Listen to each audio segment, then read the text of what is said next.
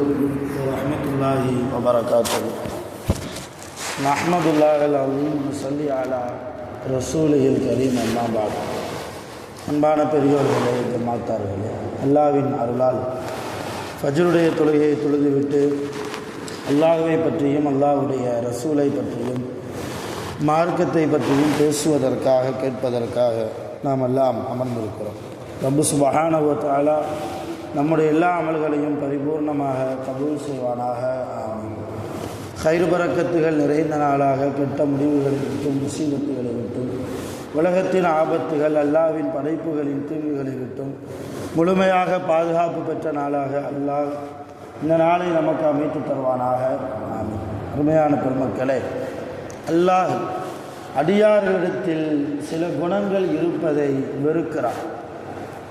நபிகள் நாயகம் ஸல்லல்லாஹு அலைஹி வஸல்லம் அன்னவர்கள் அல்லாஹ் தஆலா எந்த குணத்தை நேசிக்கிறான், எந்த தன்மையை, எந்த குணத்தை வெறுக்கிறான் என்பதை நமக்கு நிறைய கட்டங்களில் பட்டியல் போட்டு சொல்லியிருக்கிறார்கள். இப்போ அல்லாஹ் வெறுக்கக்கூடிய ஒரு தன்மை, ஒரு குணம் பெருமை அடிப்பது. உலகத்தில் வாழக்கூடிய மனிதர்களாக, முஸ்லிம்களாக, ஈமான்தாரிகளாக இருக்கக்கூடிய நாம் நம்மிடத்தில் ஒருபோதும் பெருமை என்கிற இந்த விஷயம் இருக்கக்கூடாது. சில பேர் தற்பெருமை கொள்வார்கள். சில பேர் அடுத்த பேருக்கு முன்னால் நான் பெருமையாக இருக்க வேண்டும் என்று நினைப்பார்கள். என் குடும்பம் பெருமையாக இருக்க வேண்டும் என்று நினைப்பார்கள். இதுவெல்லாம் அல்லாஹ்வுக்கு பிடிக்காத குணங்கள். அல்லாஹ்வுக்கு பிடிக்காத குணம். பெருமை என்பது அல்லாஹ்வுக்கு மட்டுமே சொந்தம்.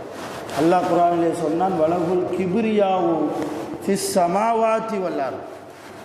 வானங்களிலேயும் பூமியிலேயும் பெருமை என்பது அல்லாஹ்வுக்கு மட்டும்தான் சொந்தம்.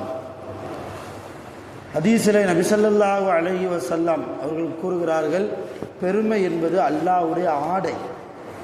அல்லாஹ்வுடைய ஆடை பெருமை. அல்லாஹ்வுடைய ஆடையாக இருக்கக்கூடிய பெருமையை நாம் எடுத்துக்கொண்டால் அல்லாஹ்வுடைய ஆடையை அபகரிக்கிறோம் என்று அர்த்தம்.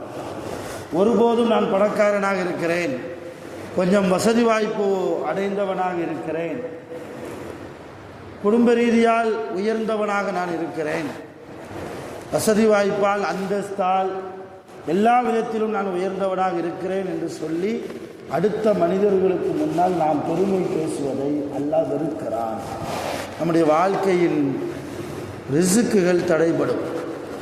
நம்முடைய வாழ்க்கையின் அல்லாஹ்வுடைய ரஹ்மத்தும் அல்லாஹ்வுடைய பரக்கத்தும் தடைபடுவதற்கு மிக முக்கியமான காரணம், அருமையானவர்களே, இந்த பெருமை என்பது. எவன் பெருமை அடித்தானோ அவனை அல்லாஹ் உலகத்திலேயே தாழ்த்தி விடுவான். ரசூலுல்லாஹ் சொல்கிறாங்க இல்லையா, மன் கப்பர, யார் பெருமை அடிக்கிறாரோ ஃபவலஅஹுல்லாஹ், அல்லாஹ் அவர் என்ன செஞ்சிருவான், ஒரேடியாக வீழ்த்திடுவான். பெருமைக்கு நேர ஆப்போசிட் பணிவு. பணிவு எல்லோரிடத்திலும் இணக்கமாக நடந்து போகக்கூடிய அந்த தன்மை, இது இருந்தால் அல்லாஹ் நம்மை உலகத்திலேயே உயர்த்துவான். மன் தவாலஅ ரஃபஅஹுல்லாஹ். ரசூலுல்லாஹி ஸல்லல்லாஹு அலைஹி வஸல்லம் அவர்கள் சொன்ன ஹதீஸை நாம் பார்க்கிறோம். உலகத்தில் எந்த ஒரு சூழ்நிலையிலும் என்ன செய்யக்கூடாது, என்னுடைய மனைவிடத்திலும் கூட நான் பெருமையாக பேசக்கூடாது. நான் எப்படிப்பட்டவன் தெரியுமா, எனக்கு எவ்வளோ அறிவு இருக்குது தெரியுமா, நீ எப்படிப்பட்ட ஆளுக்கு வாக்கப்பட்டிருக்க தெரியுமா, எதுவுமே நபிகள் நாயகம் ஸல்லல்லாஹு அலைஹி வஸல்லம் அவர்களுக்கு கொடுக்கப்பட்ட அறிவை விடவா நமக்கு அதிகமாக அல்லாஹ் கொடுத்து விட்டான். ரசூலுல்லாஹி ஸல்லல்லாஹு அலைஹி வஸல்லம் அவர்கள் சொன்னார்கள், ஊத்தீத்துல் இல்மல் அவ்வலீன வல் ஆகிரீன். முன்னோர்கள் பின்னோர்களுடைய எல்லா இல்மையும், எல்லா கல்வி ஞானத்தையும் அல்லாஹ் எனக்கு தந்தான். அல்லாஹ்வால் நான் கொடுக்கப்பட்டிருக்கிறேன். எல்லாமே ரசூலுல்லாஹ்வுக்கு தெரியும். ரசூலுல்லாஹ்வுக்கு தெரியாத விஷயமே இல்லை. ரசூலுல்லாஹ்வுக்கு வியாபாரத்தை பற்றி தெரியும், ரசூலுல்லாஹ்வுக்கு அரசியலை பற்றி தெரியும், ரசூலுல்லாஹ்வுக்கு குடும்பத்தை பற்றி தெரியும், ரசூலுல்லாஹ்வுக்கு ஆன்மீகத்தை பற்றி தெரியும், எல்லாமே தெரியும். அப்படிப்பட்ட ரசூலுல்லாஹே தன் மனைவிமார்களுக்கு முன்னால் ஒருபோதும் பெருமை பேசியதில்லை. நான் யார் தெரியுமா, எல்லா நபிமார்களுக்குமான தலைவர், ஒருபோதும் பெருமையாக சொன்னதில்லை. பாடம் படிப்பதற்காக, ரசூலின் மீது முஹப்பத் வைக்க வேண்டும் என்பதற்காக சில இடங்களில் ரசூலுல்லாஹ் சொல்லியிருக்கலாம், ஆனால் சய்யிதுல் முர்சலீன், நான் எல்லா ரசூல்மார்களை விட தலைவர், ரசூல்மார்களுக்கெல்லாம் நான் தலைவர் என்று பாடம் படிப்பதற்காக, ரசூலுல்லாவை பற்றி தெரிந்து கொள்வதற்காக வேண்டுமானால் ரசூலுல்லா சொல்லியிருக்கலாமே தவிர பெருமையாக ரசூலுல்லா ஒருபோதும் பேசியது. இன்னும் சொல்லப்போனால் வீட்டுக்கு வெளியே ரசூலுல்லாவுக்கு நிறைய ப்ரெஷர். திடீர்னு பக்கத்து கிராமத்துலேருந்து வந்துடுவாங்க, ஏதாவது சொல்லித்தாங்கன்னு கேட்டு வருவாங்க. ஈமானை பற்றி, இஸ்லாத்தை பற்றி, நல்ல குணங்களை பற்றி சொல்லித்தாங்க சில பேர் கேட்டு வருவாங்க. சில சஹாபாக்கள் ஏதாவது தேவை இருக்குது, யார் ரசூலல்லாஹ் என் குடும்ப தேவையை நீங்கள் நிறைவேற்றுங்கன்னு ஏதாவது யாசகம் கேட்டு வருவாங்க. இப்படி நிறைய ஒர்க் ப்ரெஷர் ரசூலுல்லாஹ்வுக்கு. எந்த ஒரு ப்ரெஷர் இருந்தாலும் வீட்டுக்குள்ளே வருகிற போது செருப்பை வாசலில் கலட்டுவது போல எல்லா பிரச்சனைகளையும் வாசல்லையே விட்டுட்டு வீட்டுக்குள்ளே வருவாங்க.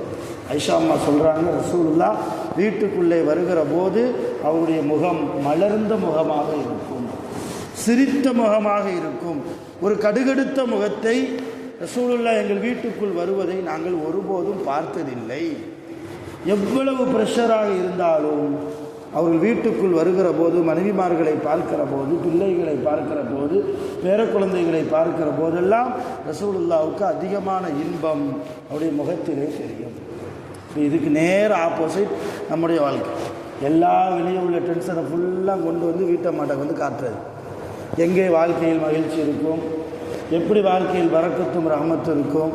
அருமையான பெருமக்கள், இதுவெல்லாம் அல்லாஹ் விரும்பாத குணங்கள். பெருமை அடிப்பது, மனைவியிடத்தில் பெருமை அடிப்பது, வெளியில் உள்ள அந்த கோபதாபங்களை வீட்டில் உள்ளவர்களிடத்தில் கொண்டு வந்து காட்டுவது, இதுவெல்லாம் அல்லாஹ் விரும்பாத குணங்கள். எல்லா சூழ்நிலையிலும் எல்லா நேரத்திலும் இது போன்ற குணங்களை விட்டும் நாம் நம்மை தவிர்த்து கொள்ள வேண்டும். அதிலும் குறிப்பாக துல்ஹஜ் மாதத்தில் முதலாவது 10 நாட்களில் இருக்கக்கூடிய நாம் ரொம்ப பாக்கியமான நாட்கள், நிறைய அமல் செய்யக்கூடிய நாட்கள், பிரத்யேகமாக அமல்கள் அதிகமாக செய்யக்கூடிய இந்த 10 நாட்களில் இது போன்ற கெட்ட குணங்களை விட்டும் நாம் நம்மை தவிர்ந்திருக்கிறோம்.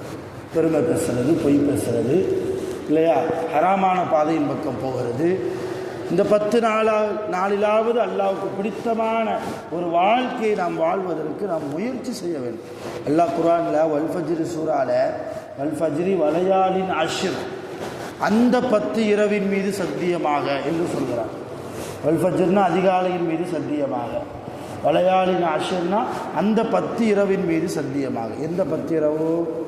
இந்த ஆயத்திற்கு விளக்கம் தருகிற போது முஃபஸ்ஸிரீன்கள் எழுதுகிறாங்க, இந்த துல்ஹஜ் மாதத்தினுடைய 10 இரவு, பிற 1 பிற 10 வரை. இப்போ அல்லாஹ் ஒரு வஸ்துவின் மீது சத்தியம் போட்டு சொல்கிறான்னா அந்த வஸ்து எவ்வளவு மகத்துவமானது இல்லையா. சூரியன் மீது சத்தியம் போட்டு சொல்கிறான், சந்திரன் மீது சத்தியம் விட்டு சொல்கிறான் இல்லையா. அப்போ அந்த அடிப்படையில் அல்லாஹ் இந்த 10 இரவுகளின் மீதும் சத்தியமிட்டு சொல்கிறான். எனவே அல்லாஹ்வுடைய பார்வையில், அல்லாஹ்வுடைய சன்னிதானத்தில் இந்த 10 இரவுகளும் மிக மகத்துவமான, கூடுமான வரைக்கும் தஹஜ்ஜத்தை ஹயாத்தாக்க, ரொம்ப குறைஞ்ச அமல் தஹஜ்ஜத். மற்ற பகல் நேரங்களில் உலகம் சார்ந்த வேலைகளில் நாம் ஈடுபட்டிருந்தாலும் கூட, குடும்பத்திற்காக சம்பாதிப்பதற்கு ஓடினாலும் கூட, இரவு நேரங்களில் பிரத்யேகமாக கொஞ்ச நேரம் குர்ஆன் ஓதுவது, கொஞ்ச நேரம் விக்ரிகள் செய்வது, தஹஜ்ஜத்தில் எழுவது, அல்லாஹ்விடத்தில் நம்முடைய உலகத்திற்காக, மறுமை உலகத்திற்காக, கபர் வாழ்க்கைக்காக துஆ செய்வது, நம் சமூகம் எல்லா நேரத்திலும் ஒற்றுமையாக இருப்பதற்கு துஆ செய்வது, முசீபத்துகள் இல்லாமல் அல்லாஹ்வுடைய படைப்புகளின் தீங்கை விட்டும் பாதுகாப்பு பெற்ற ஒரு அழகான வாழ்க்கை, இதையெல்லாம் நாம் தஹஜ்ஜத்தில் என்ன செய்யணும்? அல்லாஹ்விடத்தில் கேட்கணும். குறிப்பாக துல்ஹஜ் மாதம் என்பதால், யா அல்லாஹ் ஹஜ்ஜு செய்யக்கூடிய பாக்கியத்தை தருவாயாக, உம்ராவினுடைய பாக்கியத்தை தருவாயாக என்றெல்லாம் அதிகமாக துஆவு கேட்கக்கூடிய, துஆவு குறித்தான நாட்களாக இந்த 10 இரவு நாட்கள் இருக்கிறது. அருமையான பெருமக்களே, ஏதோ மற்ற காலங்களைப் போல, மற்ற நாட்களைப் போல இந்த காலங்களையும் நாம் வீணடிக்கக்கூடாது. புத்திசாலி யார் என்றால், சிறந்த அறிவாளி யார்? வாய்ப்பு கிடைக்கிற போது பயன்படுத்துவார் இல்லையா. ரேஷன் கடையில் 1000 ரூபா கொடுக்குறாங்க அப்படின்னா முதல் ஆளாக போய் நிற்போம் இல்லையா. ஏன்னா அந்த வாய்ப்பு இன்றைக்கி தவற விட்டால் நாளைக்கு கிடைக்காது. இன்றைக்கி அடித்து பிடிச்சி என்ன வேலை இருந்தாலும் அந்த வேலையெல்லாம் கொஞ்சம் ஓரமாக ஒதுக்கிட்டு காசு கிடைக்குது, பணம் கிடைக்குது, போவோமா இல்லையா. அதை விட பன்மடங்கு அளவு இது போன்ற வாய்ப்புகள் நிறைந்த இரவுகள், அல்லாஹ்வுடைய அருளை அதிகமாக பெறக்கூடிய புனிதமான இரவுகள், அந்த இரவுகள் நம்மை தேடி வருகிற போது அந்த வாய்ப்புகளை நாம் பயன்படுத்துகிறோம். புத்திசாலியாக நடக்கணும். எல்லாம் வல்ல அல்லாஹ் ஜல்லஷானஹு வ தஆலா எல்லா வகையிலும் அவன் விரும்பிய வாழ்க்கையை வாழ்வதற்கு நம் அனைவர்களுக்கும் அருள் புரிவானாக. நம்முடைய பாவங்கள் எல்லாம் நம்மை விட்டும் மன்னிக்கப்படுவதற்கு அல்லாஹ் நம் அனைவர்களுக்கும் தௌஃபீக் செய்வானாக. ஹஜ்ஜு உம்ராவினுடைய பாக்கியங்களை, அந்த நசீபை நம் அனைவர்களுக்கும் நம்முடைய பெற்றோர்கள், நம்முடைய மனைவிமார்கள், குழந்தைகள் அனைவர்களுக்கும் அல்லாஹ் நசீபாக்கி தந்திடுவானாக. வாஹிர் தஅவானா அல்ஹம்துலில்லாஹி ரப்பில் ஆலமீன். சுப்ஹானல்லாஹி வ பிஹம்திஹி சுப்ஹானல்லாஹி வ பிஹம்திஹி அஷ்ஹது அன் லா இலாஹா இல்லா அன்த அஸ்தக்ஃபிருக வ அத்தூபு இலைக். ஆமீன். சுப்ஹான ரப்பிக ரப்பில் இஸ்ஸத்தி அம்மா யசிஃபூன் வ ஸலாமுன் அலல் முர்ஸலீன் வல்ஹம்துலில்லாஹி ரப்பில் ஆலமீன். ஸல்லல்லாஹு அலா முஹம்மத் ஸல்லல்லாஹு அலைஹி வஸல்லம் ஸல்லல்லாஹு அலா முஹம்மத் ஸல்லல்லாஹு அலைஹி வஸல்லம் ஸல்லல்லாஹு